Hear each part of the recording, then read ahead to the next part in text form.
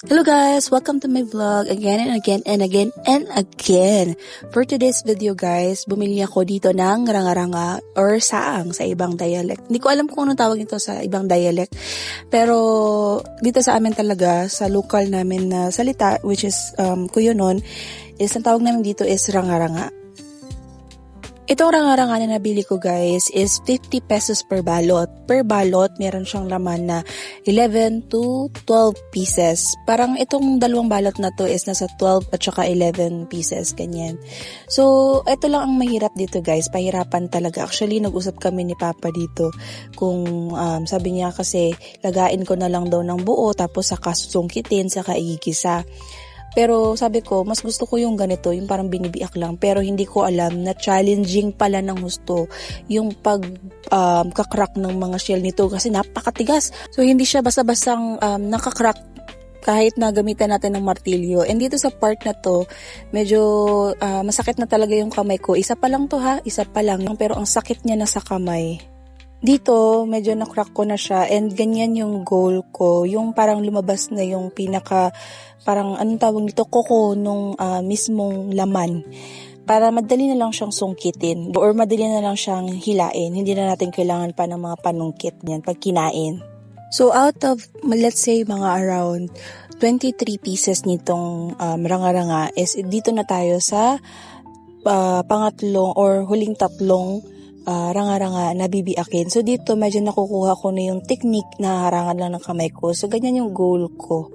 Kita na mismo yung laman. Alam niyo fresh pa to kasi actually dapat cancel to. Kaso lang ang nangyari parang sabi nung tindera, hindi raw nakapaglaot, naubusan daw sila. And then after like 30 minutes, hindi lang ako nakapag-reply. Sabi niya meron daw dumating. So pinadala na natin kasi miss na miss ko na kumain ito. So, ito lang talaga yung way ng pagluto ko dito bukod sa lalagain. Igigisa lang natin siya sa sibuyas, bawang, and tapos lalagyan lang natin ng mga pampalasa. Simpleng-simple lang. So, ngayon, toasted na yung ating sibuyas and yung bawang. Ilalagay na natin yung ating ranga-ranga or yung mga nakurak natin na ranga-ranga. So, dito talaga, bantayan nyo lang, since ikikisa nga natin siya, bantayan nyo lang na hindi siya masunog or dumikit. Kasi, exposed na yung pinakalaman ng ranga-ranga, kaya may tendency na masunog siya or matusta.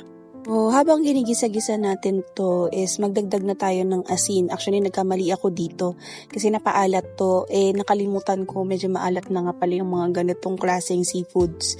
So, medyo umalat ito kasi ngayon nga, nasanay ako na pag magigisa ako, naglalagay ako ng asin, tapos naglagay na rin ako ng paminta at saka ng pampalasa. And ilalagay na rin natin yung sili ng dinosaur. Tingnan mo naman. Malaki pa siya sa daliri ko kaya sinasabi kong sili ng dinosaur yan. So after natin igisa-gisa yung ating ranga-ranga is maglalagay na tayo dito ng tubig. Ito nung pagtikim ko sobrang alat ng tubig kasi nga maalat na nga yung ranga-ranga or yung saang.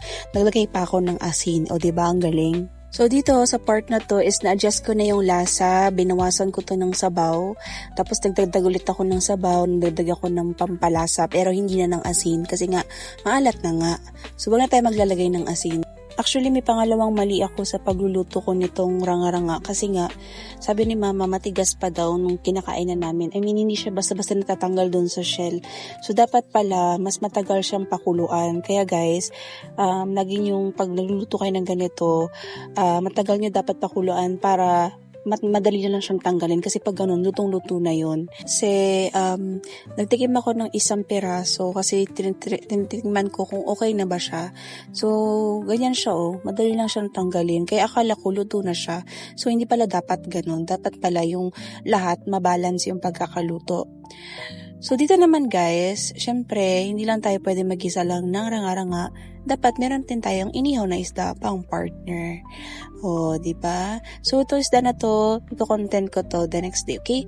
So, yun lang guys. Ito lang yung, hanggang dito na lang yung aking vlog. And sana may natutunan kayo at natakam kayo dito sa aking video. Don't forget to like, share, comment, and subscribe na rin guys para sa mga next pa nating video. Thank you guys. Bye-bye. Thank you for always supporting me. Tuloy-tuloy lang tayo guys.